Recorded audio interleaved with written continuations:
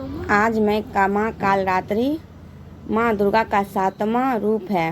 माँ कालरात्रि उसकी कथा सुनाती हूँ, जिनकी पूजा नवरात्रि के 7वें दिन की जाती है। उनका स्वरूप भयंकर दिखाई देता है, लेकिन वे अपने भक्तों की रक्षा करने वाली और भय को समाप्त करने वाली माँ है। प्राचीन समय में एक अत्यंत शक्तिशाली और अत्याचारी राक्षस था, रक्तबीज। उसकी विशेष शक्ति यह थी कि जब भी उसके शरीर से रक्त की एक बूंद जमीन पर गिरती, उसी से एक नया राक्षस पैदा हो जाता था। इस कारण उसे मारना लगभग असंभव हो गया था।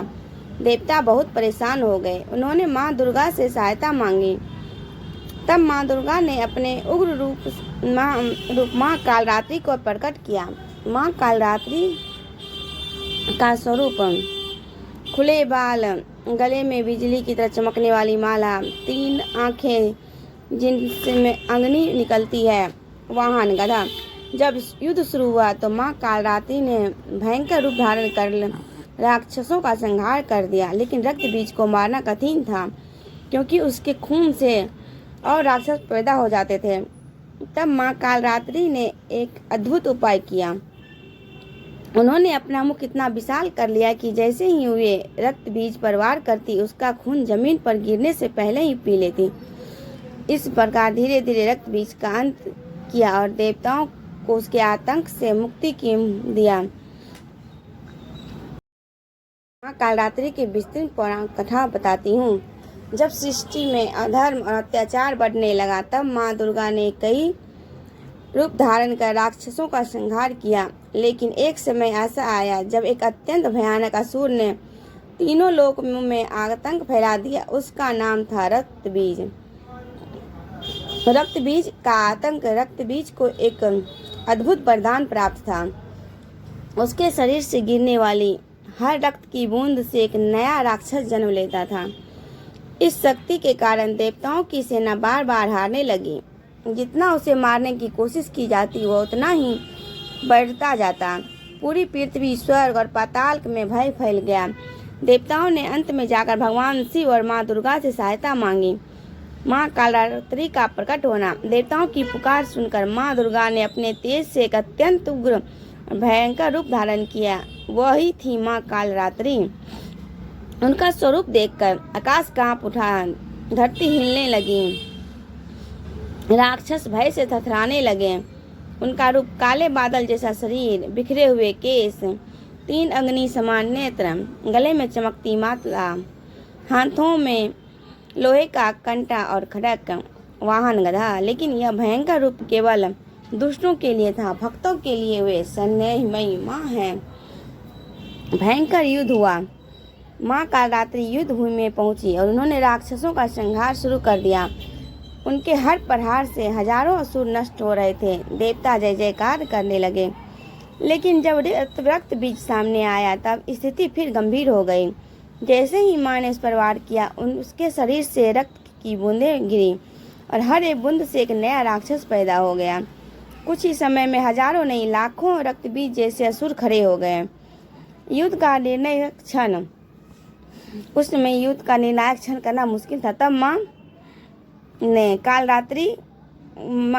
कालरात्रि ने अपनी दिव्य बुद्धि और शक्ति का उपयोग किया। जब युद्ध में ऐसा निर्णायक क्षण हुआ, तब माँ ने भी अपना दिव्य बुद्धि और शक्ति का उपयोग कर दिया। उन्होंने सोचा, जब तक रक्त जमीन पर गिरता रहेगा, यह असुर समाप्त नहीं होगा। तभी उन्होंने अपना विशाल रूप धारण किया और अपनी जीभ और मुख को इतना बड़ा कर लिया कि जैसे ही वह रक्त बीज पर वार करती, उसका खून जमीन पर गिरने से पहले ही पी लेती। रक्त बीज का अंत। अब कोई नई बूंद जमीन पर नहीं पहुंच रही थी। नए राक्षस पैदा होना बंद हो गए। धीरे धीरे माँ कालरात्रि ने रक्त बीज को पूरी तरह समाप्त कर दिया और इस प्रकार देवताओं को भय से मुक्ति मिली। तीनों लोक में शांति स्थापित हुई। शुभकंबरी का नाम क्यों पड़ा? युद्ध के बाद जब माँ क्रोध शांत हुआ, तब उन्होंने अपना कोमल रूप धारण किया और भक्तों को आशीर्वाद दिया। इसलिए उन्हें कहा गया है शुभकंबरी, शुंभकरी, शुभ करने वाली। इस कथा से मिलने वाली शिक्षा। बुराई चाहे कितनी भी शक्तिशाली क्यों न हो, अंत में सत्य की जीत होती है। कठिन समस्याओं का समाधान केवल शक्ति से नहीं, बुद्धि से भी होता है। माँ अपने भक्तों की हर संकट की रक्षा करती हैं। माँ कालरात्रि का आध्यात्मिक महत्व। यह रूप हमारे अंदर के डर और अंधकार को खत्म करते हैं, नकारात्मक ऊर्जा को समाप्त करता है, साहस और आत्मबल बढ़ाता है। माँ कालरात्रि की पूजा विधि। पूरी प्रक्रिया। पूजा का समय नवरात्रि का 7वां दिन, सप्तमी, सुबह ब्रह्म मुहूर्त या शाम को। पूजा सामग्री: लाल या काले फूल, गुड़, धूप, दीप, गंगा जल, सिंदूर, नारियल। पूजा करने की विधि: सुबह स्नान और शुद्धि करें। सुबह स्नान करके साफ कपड़े पहनें। माँ की प्रतिमा या चित्र स्थापित करें। स्वच्छ स्थान पर माँ कालरात्रि की फोटो रखें। दीपक और धूप जलाएं। माँ के सामने दीपक जलाएं। मंत्र का जाप करें। मंत्र: ओम देवी कालरात्रै नमः। फूल और प्रसाद अर्पित करें। लाल फूल और गुड़ चढ़ाएं।